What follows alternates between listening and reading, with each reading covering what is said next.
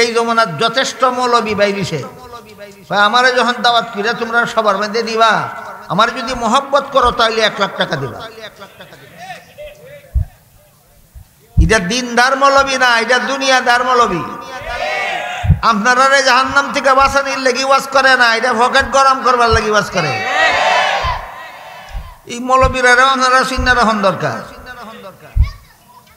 টাকার চুক্তিতে যে সমস্ত মৌলবীরা ওয়াজ করে, এদের ওয়াজে মানুষের আমল সংশোধন হবে না।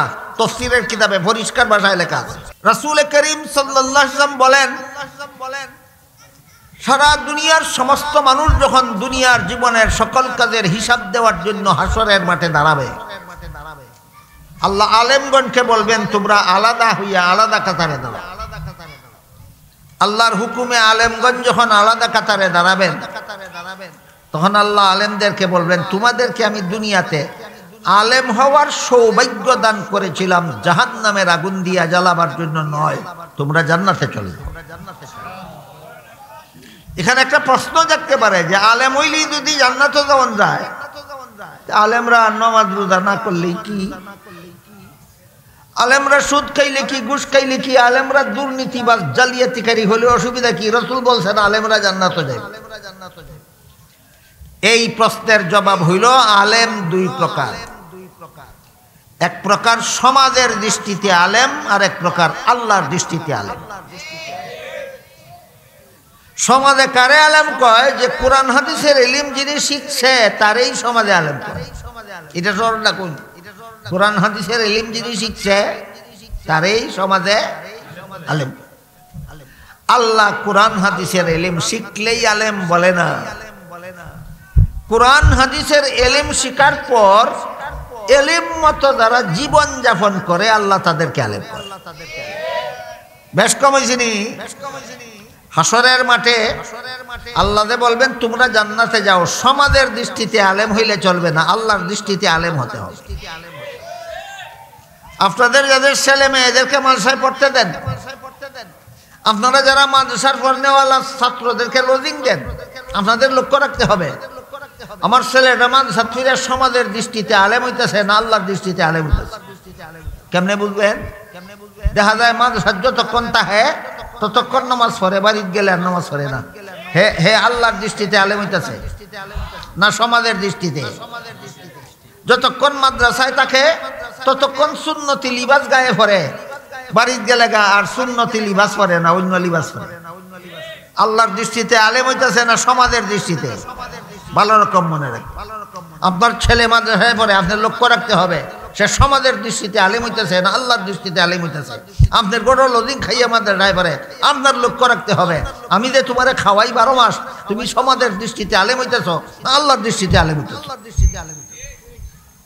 তো আল্লাহর দৃষ্টিতে যারা আলেম তারা তো বেনামাজি হইতেই পারে না। আল্লাহর দৃষ্টিতে আলেম হইলে তো সুদকুর ঘুষকুর দুর্নীতিবাদ হইতেই পারে না। এই সমস্ত আলেমকে আল্লাহ হাসরের মাঠে বলবেন তোমরা জান্নাতে যাও। রাসূল বলেন আল্লাহর হুকুমে আলেমগণ যখন জান্নাতে রওনা হইবেন, তাদের জান্নাতে যাওয়ার পথের পাশে কিছু গুনাহগার মুসলমান দাঁড়াইয়া থাকবে। এক একজন গুনাহগার মুসলমান এক একজন আলেমরে পিছন থেকে ডাকিয়া কইব, হুজুর দুনিয়াতে আমি আপনাকে মহব্বত করতাম। কি কেন মহব্বত করতো যে তার প্রমাণ দিতে গিয়া কেউ কইব আপনারা 1 গ্লাস পানি পান করাইছিলাম, কেউ কইব আমি আপনারা 1 বদনা উজুর পানির ব্যবস্থা করে দিছিলাম। আপনারা বলুন রাসূলের হাদিস বুঝা থাকলে একজন আলেমকে 1 গ্লাস পানি পান করাইতে কত হাজার টাকা লাগে? একজন আলেমকে 1 বদনা উজুর পানি পুকুর থেকে আইনা দিতে কত 100 টাকা লাগে? তাহলে পরিষ্কার হয়ে গেল আলেমকে মহব্বত করতে টাকা পয়সা লাগে না, একটা অন্তরের দরকার হয়। এই জমানার যথেষ্ট মৌলবী বাইরিছে, আমারে যখন দাওয়াত করে তোমরা সবার মধ্যে দিবা, আমার যদি মহব্বত করো তাহলে 1 লাখ টাকা দিবা। এটা দিনদার মৌলবী না, এটা দুনিয়াদার মৌলবী। আপনারা জাহান্নাম থেকে বাঁচানির লাগি ওয়াজ করে না, এটা পকেট গরম করবার লাগি ওয়াজ করে। এই মৌলবীরা আপনারা চিন্তা রাখুন দরকার। টাকার চুক্তিতে যে সমস্ত মৌলবীরা ওয়াজ করে, এদের ওয়াজে মানুষের আমল সংশোধন হবে না। তাফসীরের কিতাবে পরিষ্কার ভাষায় লেখা আছে। এবার রসুলের হাদিস বুঝা থাকলে বলেন আলিমকে মোহাব্বত করতে কত হাজার টাকা লাগে?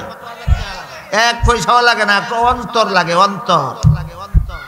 তাই রসুল বলেন আলেমকে জান্নাতে যাওয়ার পথে পিছন থেকে ডাকি একটা মানুষে কইব আপনারে মোহাব্বত করতাম, প্রমাণ এগুলো শনিবান করাইছিলাম।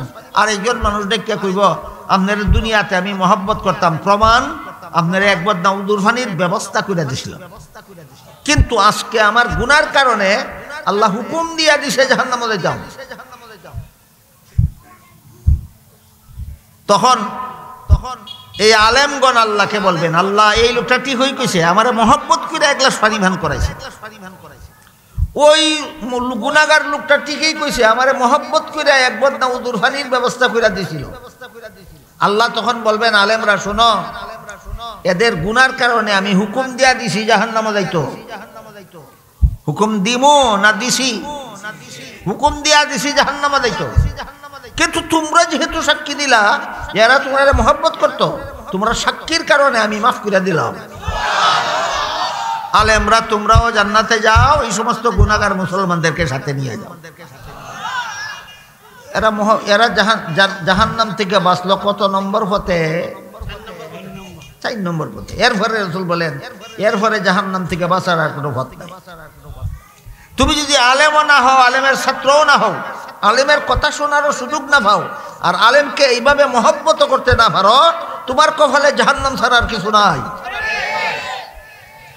এইভাবে আপনাদেরকে সর্বস্তরের নবীর সর্বস্তরের উম্মতকে জাহান্নাম থেকে বাঁচার পথ দেখাবার জন্য 40,000 কওমি মাদ্রাসার পক্ষ থেকে 40,000 ওয়াজ মাহফিল হয়।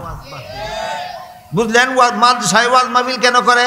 সর্বস্তরের শ্রোতাদেরকে জাহান্নাম থেকে বাঁচার পথ চিনাবার জন্য। আল্লাহ আপনাদের আমাদের সবাইকে নবীর বর্ণিত পথে জাহান্নাম থেকে বাঁচার তৌফিক দান করুন। সবাই বলুন আমিন।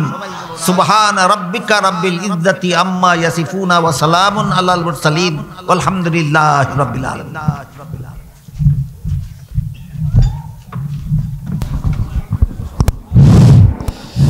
মাশাআল্লাহ, জাযাকুমুল্লাহু তাআলা আহসানাল জাযা।